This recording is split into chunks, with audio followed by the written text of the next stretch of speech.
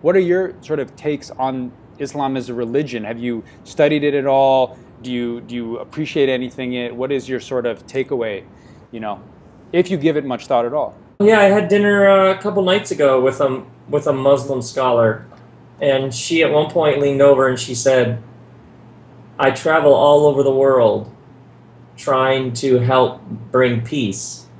She said, she's like a specialist in going into very tense situations and conflict situations to be a peacemaker. She's like a professional peacemaker.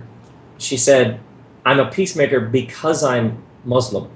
My Muslim faith is what drives me to work in situations for peace and justice and reconciliation." Who's Right. against that? And I think the really pressing question, like with America, is what does it look like, or for people who are Christians, what does it look like to bless Muslims? What does it look like to work together for a common good? And just this week, I was talking to a guy in Iraq who's doing this extraordinary work in Iraq, and he was just saying, he's like, I come from this deep Christian tradition, and he said, I keep finding these extraordinary Muslims who we are working together to get surgery for kids who have been wounded by drones. You know what I mean?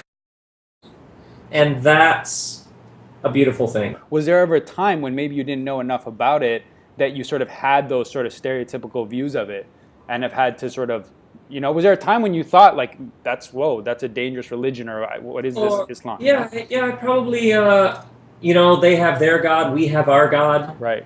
And not that there aren't very big differences in how you view ultimate reality. The really compelling thing is we live on a planet with a whole bunch of people, and we have all these different backgrounds, and if we don't work to find some common ground, we might not be around.